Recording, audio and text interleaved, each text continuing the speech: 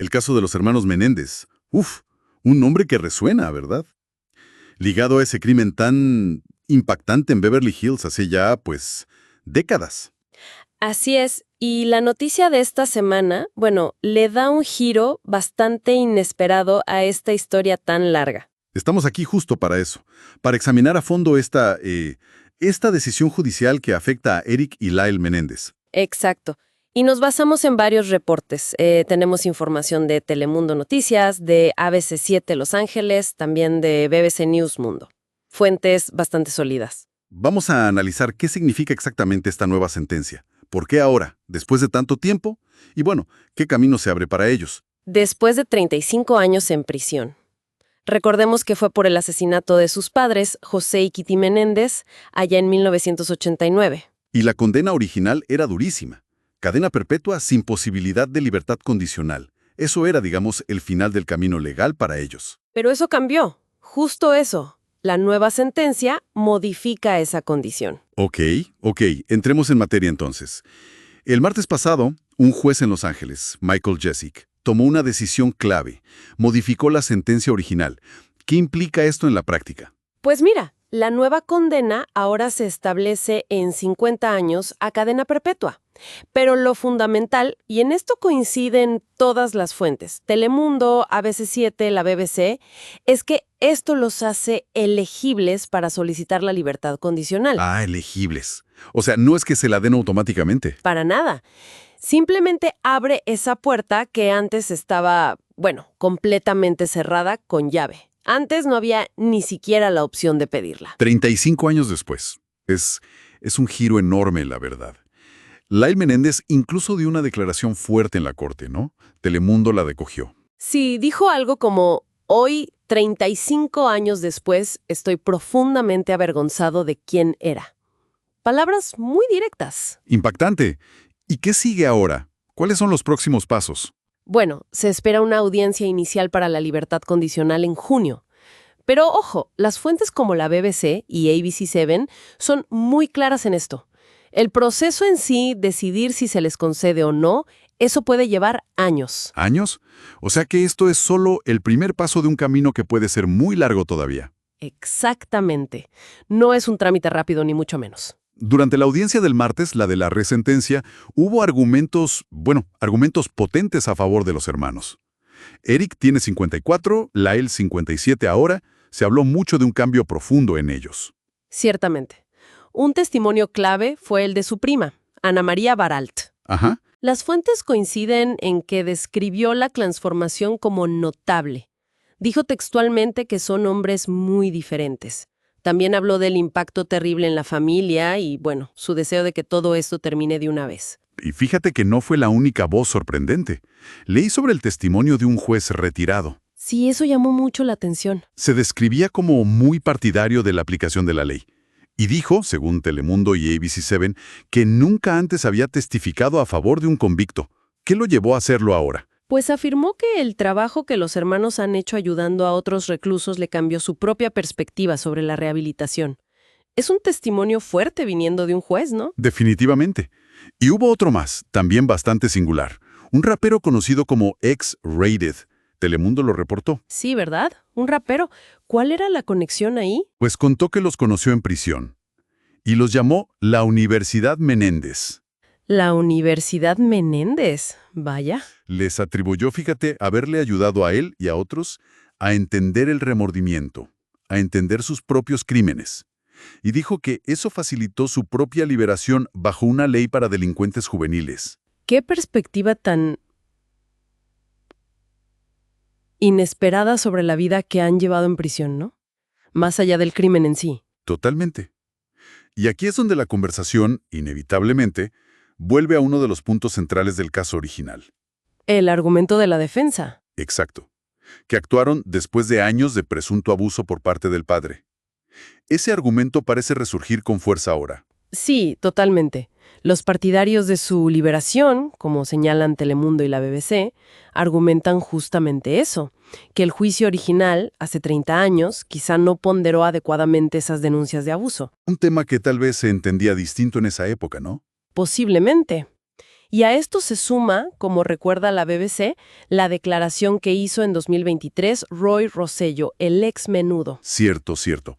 Él afirmó haber sido abusado también por José Menéndez. Exacto, lo cual añade otra capa, otra perspectiva a esa narrativa tan compleja sobre el padre y la dinámica familiar. ¿Y su abogado actual, Mark Geragos, qué dice? Bueno, según Telemundo, él insiste en que el historial de los hermanos en prisión demuestra que no son un riesgo, que no hay peligro de que cometan otro crimen grave. Además, no hay que olvidar que el fiscal anterior del condado, George Gascon, ya había recomendado esta nueva sentencia. Ajá, citando justamente sus esfuerzos de rehabilitación.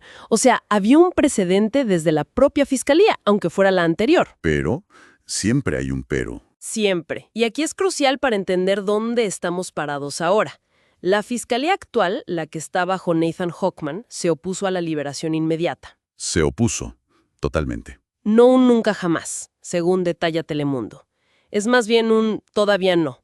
Un aún no están listos. Entiendo. Entonces, la fiscalía actual no niega necesariamente que haya habido algún cambio, pero cuestiona si es suficiente o si es completo. ¿Cuál es el argumento principal para decir aún no? Pues sostienen que los hermanos no han asumido toda la responsabilidad. Hablan de mentiras y engaños sobre los asesinatos y sobre cómo intentaron encubrirlos. Ya. Y según la fiscalía actual, esas mentiras no han sido completamente reconocidas o aclaradas en todos estos años, en estas 3 décadas. Es interesante ese matiz de la responsabilidad total, porque incluso su prima, Ana María Baralt, que testificó a favor, Ajá. admitió en el contrainterrogatorio, según ABC7 y la BBC, que hay aspectos del caso que los hermanos todavía no le han contado, que no le han reconocido. Cierto, aunque ella también afirmó que Lyle sí le admitió haberle pedido a un testigo que mintiera en el juicio original. O sea, hay admisiones parciales, pero según la fiscalía, no completas. Definitivamente hay muchas capas, muchas complejidades aquí. Muchísimas. Y fíjate el contraste. La narrativa original de la fiscalía, como bien recuerdan Telemundo y la BBC, era muy clara. Asesinato a sangre fría por dinero. Sí, esa era la imagen principal. Pero en esta audiencia reciente, la de la resentencia, ABC7 señala algo interesante. La fiscalía actual no presentó testigos propios. ¿No llamaron a nadie? No para contrarrestar los argumentos sobre la rehabilitación o el cambio personal. Parece que optaron por centrarse exclusivamente en esa supuesta falta de admisión total de la responsabilidad. Para quienes quizás no siguieron el caso tan de cerca en los 90, vale la pena recordar un poco los juicios, ¿no? Sí, es importante para el contexto. El primero, en 1993, fue un espectáculo mediático total. Sí, con cámaras en la corte, todo. Exacto. Y terminó sin veredicto unánime. El jurado no se puso de acuerdo. Cierto. Y luego vino el segundo juicio, en 1996, ya sin cámaras. Y ahí fue donde los condenaron por asesinato en primer grado. Una decisión clave del juez en ese segundo proceso, y esto lo resaltan en las fuentes, fue eliminar la opción de homicidio involuntario relacionado con los abusos. Ah, claro. Eso endureció mucho las posibles conclusiones del jurado, ¿no? Les quitó una opción intermedia. Comportamiento de ellos justo después de las muertes. Los gastos. Sí, los gastos en autos de lujo, relojes, eso levantó sospechas muy rápido. Volviendo a la audiencia reciente, la del martes, ¿los hermanos la siguieron por video desde la prisión? ¿Se sabe cómo reaccionaron? Sí. ABC7 y la BBC describen momentos en que se les vio visiblemente conmovidos, especialmente durante los testimonios de la familia. Sí.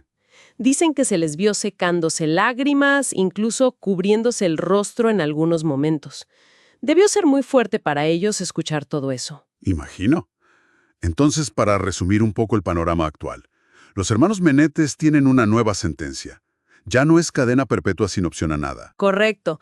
Ahora son elegibles para solicitar la libertad condicional después de haber cumplido 35 años. Y esta decisión se basa, en gran parte, en argumentos sobre su rehabilitación, su cambio personal. Pero la Fiscalía actual mantiene sus reservas. Insisten en que la asunción de responsabilidad no es completa todavía. Así que el caso, que siempre ha dividido opiniones, entra en una nueva fase. una fase que, como bien apunta ABC7, no significa una liberación ni mañana ni garantizada. El proceso ante la Junta de Libertad Condicional será largo. Y complejo seguramente. Y como subraya la BBC, este caso sigue siendo un punto de fascinación, de debate, en Estados Unidos y yo diría que más allá también. Sin duda. Y esto nos deja con una reflexión final, ¿no? Después de tantísimo tiempo encarcelados por un crimen tan brutal, ¿cómo encuentra una sociedad el equilibrio? El equilibrio entre la necesidad de castigo, que es innegable, y la posibilidad real de que una persona se transforme, cambie, genuinamente. Y más aún, ¿qué significa realmente asumir toda la responsabilidad? Sobre todo después de décadas, cuando la propia historia del caso es tan compleja, tan llena de versiones encontradas y de dolor. Es una pregunta difícil, sin respuestas fáciles. Sobre justicia, sobre redención, sobre memoria, algo en qué pensar, definitivamente. Muy interesante. Bueno, para quienes quieran seguir explorando temas como este y otras noticias, les recordamos suscribirse a nuestro canal de YouTube. Exacto. Nos encuentran como el Podcast Noticiero. Ahí seguiremos analizando la actualidad.